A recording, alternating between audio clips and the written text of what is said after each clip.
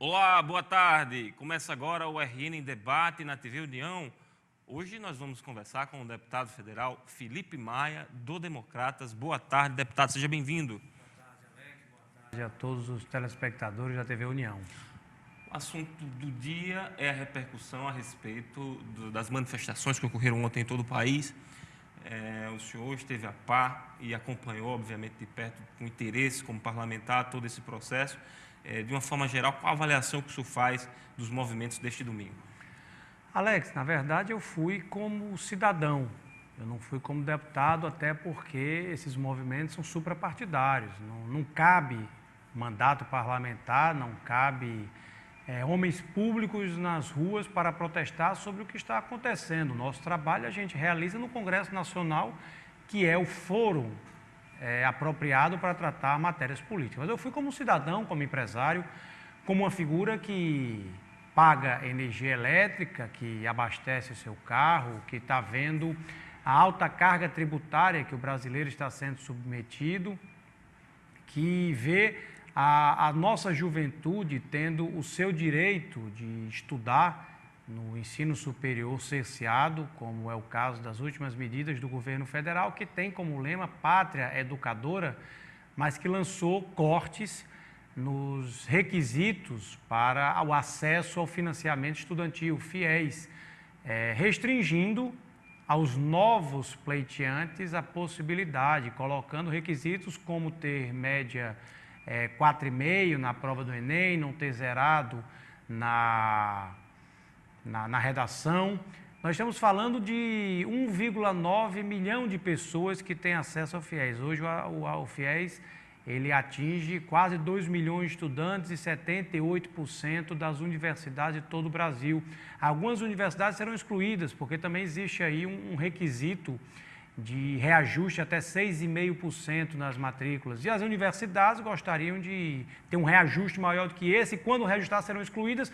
E eu pergunto como ficarão os estudantes que estão exercendo o seu direito da educação, que estão em muitos casos no quarto, quinto semestre da universidade, como é o caso de uma menina que eu vi num telejornal, em que ela estava no meio do seu curso de arquitetura e não conseguia acessar o site do FIES para renovar o seu cadastro.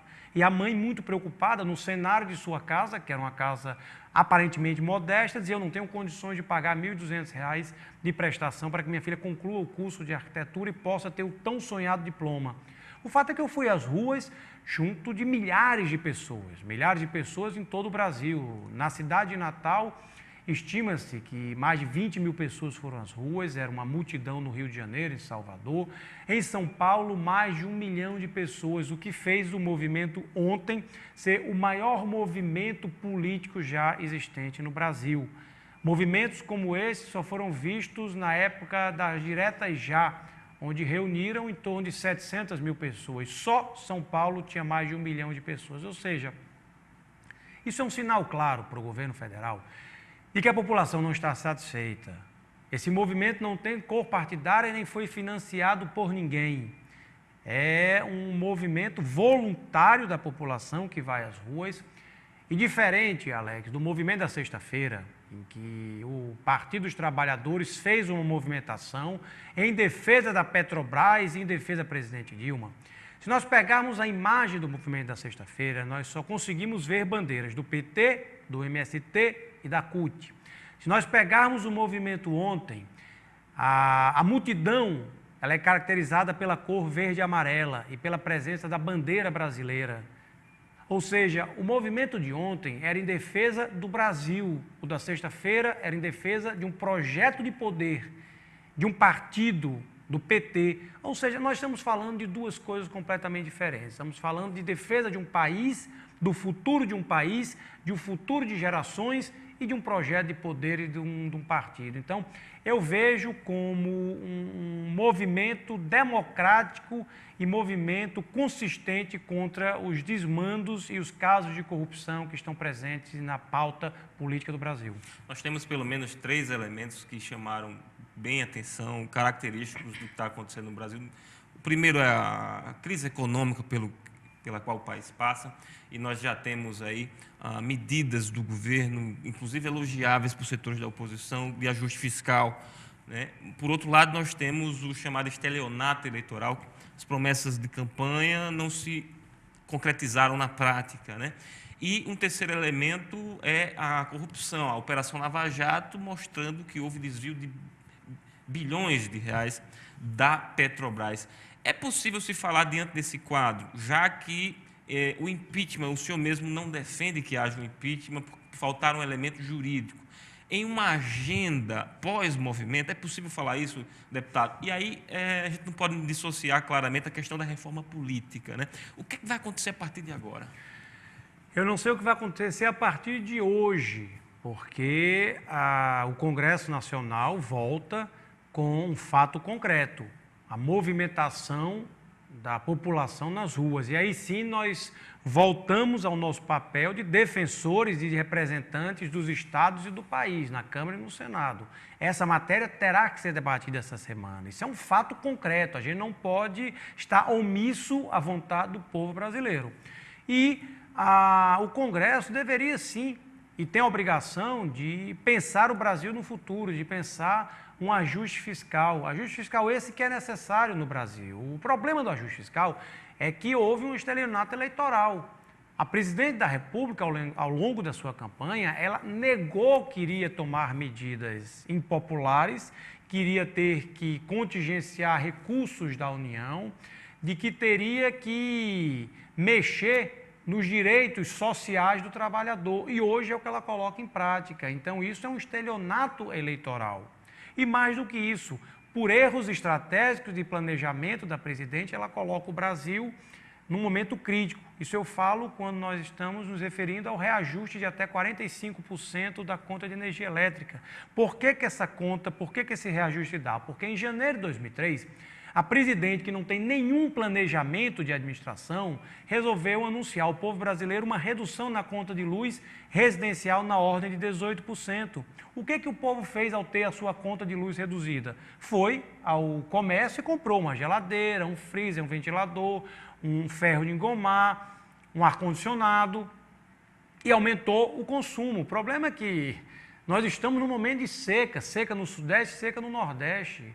Os reservatórios estão baixos, a matriz energética do Brasil ela é hidráulica.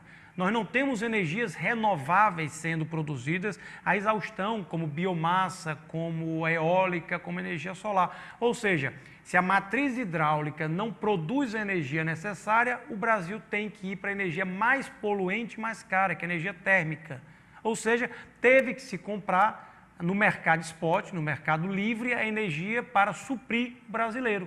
E quem vai pagar a conta é o brasileiro, que terá até 45% de reajuste na sua conta de luz, graças a uma falta de planejamento do governo federal e incompetência, porque um governo que não prevê 1 ou 2 anos na frente, eu diria que é um governo incompetente.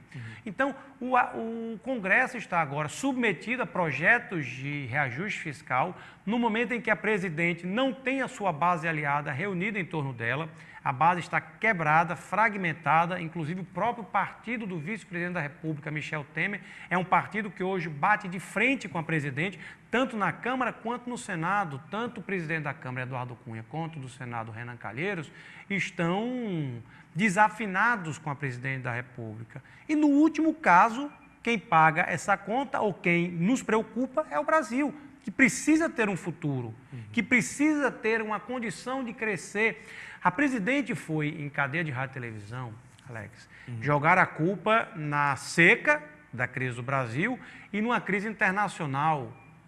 Isso me soou, e eu fui à tribuna da Câmara dizer que isso era fazer um descaso com a inteligência do brasileiro. Porque a China vai crescer entre 2014 e 14%. 2014 e 2015. A China, que a presidente comentou, vai crescer 14,7%. Os Estados Unidos, 6%. A média do mundo, 6,9%. O Brasil terá um crescimento, se é que existe crescimento negativo, de 0,7%. Ou seja, o mundo já saiu da crise econômica. Quem permanece na crise econômica é o Brasil, que tem uma inflação chegando na casa dos 8%, que tem a taxa básica de juros, ou seja, os juros que o povo brasileiro paga na sua prestação já em 12,75%. Nós estamos num momento muito crítico do Brasil, com desemprego, como nós estávamos há pouco conversando, as empresas, o comércio, a indústria está demitindo pessoas, ou seja, nós estamos na iminência de uma crise ainda maior e mais profunda no Brasil. Isso me preocupa como deputado. Eu saio da qualidade de deputado de governo ou de oposição, porque no momento em que o país estiver em crise, todos nós estaremos em crise. A crise vai atingir a todos. A nós que temos emprego na área pública ou na área privada, que temos carro, que temos apartamento, que temos aluguel, que temos prestação, isso vai atingir a todos. O debate político ele se restringe a um momento. A partir dali é irresponsabilidade querer espremer o governo. E eu não farei isso. O que eu peço é que esse governo, mesmo sendo sem planejamento, sem competência, ele tente pelo menos se articular no Congresso Nacional com a sua base para que nós possamos, mesmo cometendo um estelionato eleitoral, porque a presidente mentiu para o povo brasileiro, aprovar os ajustes fiscais e fazer com que o Brasil, sim, possa voltar a crescer, porque as previsões são muito pessimistas para esse governo que aí está. Deputado federal Felipe Maia, trazendo a conversa agora aqui um pouco para o Rio Grande do Norte diretamente, nós temos o governo novo, o governo Robson Faria, e o senhor que em Brasília acompanha ali, tem um termômetro exato do que acontece em nível nacional, essa crise econômica que nós temos, de que maneira ela pode afetar aqui o Rio Grande do Norte, como já está afetando? Nós temos notícias de diminuição de repasses constitucionais, o Fundo de Participação dos Estados, cerca de 70 milhões já 2 meses seguidos. De que maneira nós poderemos ser afetados aqui no Rio Grande do Norte pela crise? Diretamente, quando eu falo do cidadão que tem seu emprego, seu carro, seu apartamento, o Estado não é diferente. O Estado ele sobrevive principalmente no Rio Grande do Norte, fruto de uma arrecadação. Se arrecada quando existe consumo, quando existe gasto. Se você tem as famílias empobrecidas, não existe gasto, não existe consumo, não existe arrecadação de imposto. A queda do FPE por parte do governo do Estado em 2 períodos, 2 meses, já é um sinal claro disso, da redução do consumo, da redução de pagamento de imposto. Isso vai atingir diretamente o governo do Estado, um governo que, infelizmente, hoje está deficitário. Nós temos aí um Estado, eu diria, inchado, com uma folha de pagamento que hoje já alcança algo em torno de 54% da receita corrente líquida, onde a lei de responsabilidade fiscal só permite 49% da receita corrente líquida, ou seja, já estaria se descumprindo a lei de responsabilidade fiscal. Nós temos um Estado que está, nesse momento, para cumprir a folha de pagamento, sacando recursos da Previdência do servidor público. Isso desencadeou na perda de um certificado previdenciário do governo do Estado, que impossibilitará o governo de ter acesso a empréstimos, como foram feitos recentemente. Provavelmente o governador terá que entrar na justiça para ter acesso a esses empréstimos. E eu acredito que esses empréstimos poderão até vir a chegar no Rio Grande do Norte, mas de uma forma muito fracionada, a conta gotas, porque num cenário que aqui nós descrevemos no Brasil, eu não imagino que o governo federal gostaria muito, mas não imagino que o governo federal vai disponibilizar 800 milhões de reais para o Rio Grande do Norte numa única parcela. Então, o momento é de análise, é de planejamento, é de estudo para que nós possamos ver uma luz no fim do túnel, inclusive no estado do Rio Grande do Norte. Não existe, não é fundamental, nem é necessário que se mantenha uma estrutura inchada, com alto custo, se você não conseguir aumentar a arrecadação. A arrecadação está caindo, então tem que se adequar o tamanho do Estado ao valor arrecadado, para que o Estado possa, sim, ter aí uma capacidade de investimento no Estado, não apenas o governador se tornar um administrador da folha de pagamento. Agora, eu, como deputado federal e como coordenador da bancada do Rio Grande do Norte, estarei sempre à disposição do governo do Estado e do governador Robson Faria. Ok. Chegamos ao final da nossa entrevista. Eu queria agradecer a participação do deputado federal Felipe Maia. Obrigado a você, Alex, e obrigado aqui à audiência da TV União, aos nossos amigos, desejando uma boa semana a todos e que Deus nos proteja. Obrigado, deputado.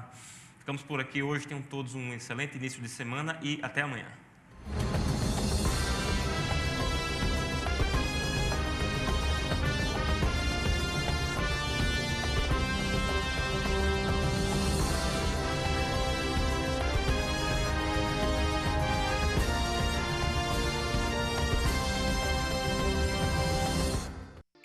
Nas segundas, a partir das 21h30, você assiste o programa Espaço Cidadão.